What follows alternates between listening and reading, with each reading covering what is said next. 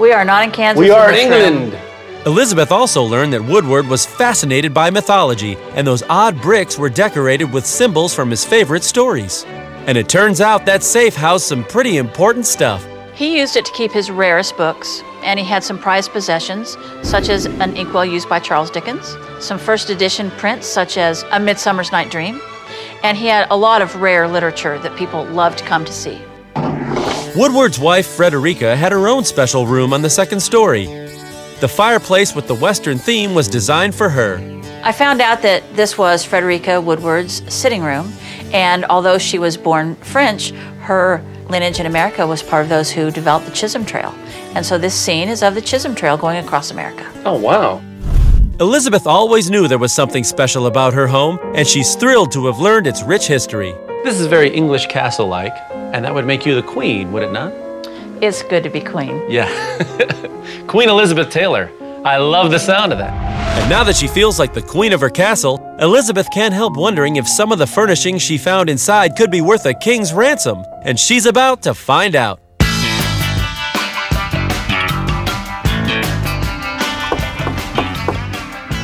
Hi, I'm Sherry. Hi, Sherry. I'm Elizabeth.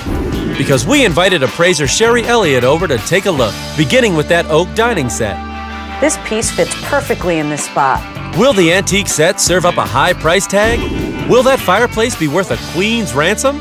Wow, what an unusual scene. The colors are just beautiful. Are the stained glass windows about to shatter the price barrier? Elizabeth will have to wait until Sherry is done investigating to find out. Just ahead, a mansion in Maine turns up ties to a U.S. president. You know, he slept somewhere in that room. Then, a Connecticut couple finds their backyard has a hidden tunnel.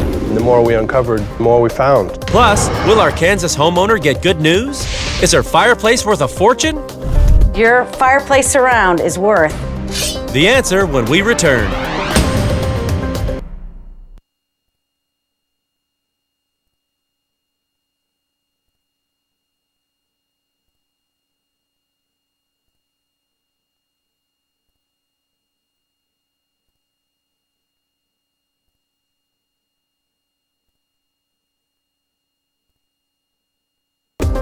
When our next homeowners bought a sprawling mansion to restore, they knew it had a story to tell, but they never imagined the clues they'd find would link it to a U.S. president and one of the richest men who ever lived.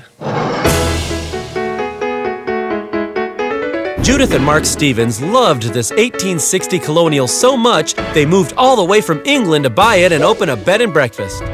What attracted us to the house was the history and be a part of the community and enjoy our new lives here.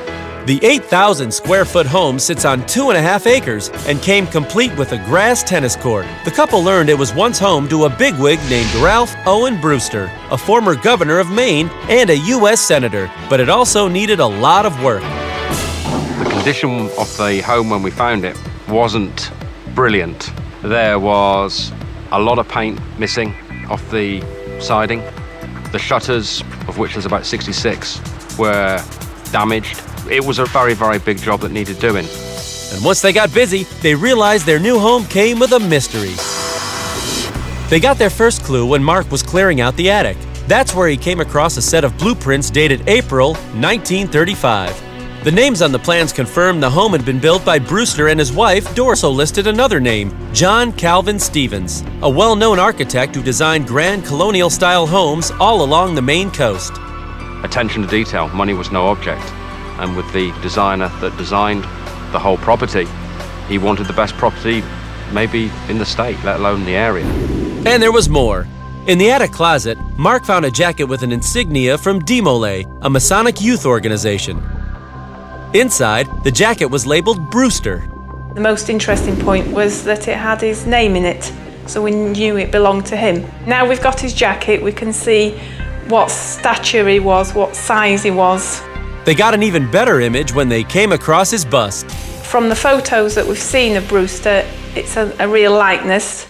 Now that they knew what their home's original owner looked like, they were dying to see what else he left behind, and they didn't have to wait long. One day I was just doing some laundry, putting items into the cupboard. My hand slipped and all of a sudden I opened this panel. And when I opened the panel, I could put my hand right through, and I just happened to bang the next panel at the front, and there was a safe behind it. Did the safe belong to Brewster too? What did he keep in there? Next, Judith discovered a button in the floor and another in the wall. What were those for? More clues turned up as Judith cleaned out a storage space under the window seat. There were boxes of metal plates with address labels inside. And there are hundreds of them for all over America. And I never knew they were here. What were they for? The couple did a little digging and learned Brewster used the home as his office. And he used his balcony to practice giving his government speeches. Brewster also kept important papers in the safe and buzzed his staff with the buttons in the floor and wall. And those metal address plates from a mail machine. Brewster used them to keep in touch with his political supporters. There must be some influential names in there somewhere. But what about influential visitors? As Judith cleaned up the living room, she got the answer. In a storage cubby, Judith found photos and a letter signed by none other than Harry S. Truman. Were Mr. Brewster and Truman friends? President Truman came and stayed here when he was vice president. He was a friend of Brewster's, so they obviously discussed important issues. And you know that he's walked through that door. You know he's slept somewhere in that room. So yes, he's had his presence here. Mark and Judith also learned that Brewster's political career included a run-in with billionaire industrialist Howard Hughes over a government aircraft contract. Howard Hughes, in the end, beat him, and as history tells it, actually ruined Brewster's political career. Brewster returned home from Washington to continue his law practice. Judith found the final chapter of his life in an upstairs closet. His death made front-page news in 1961. His wife could have put it there for safekeeping. His staff could have put it there. Judith and Mark are amazed at how much they've learned about their home and the man who built it. This is Brewster's home, and it will always be Brewster's home. So when we move on, those items will still be here for the next people. It's a bit of history that's got to be kept in the home. And they plan to share the legacy of their cozy home with visitors and guests for many years to come. Up next, a Connecticut couple finds a graveyard in their backyard. It's not a proper cemetery. Then, will our Kansas castle's antiques be worth a king's ransom? So I bet you're really, really curious to know how much it's worth. Our expert puts a price on the treasure when we come back.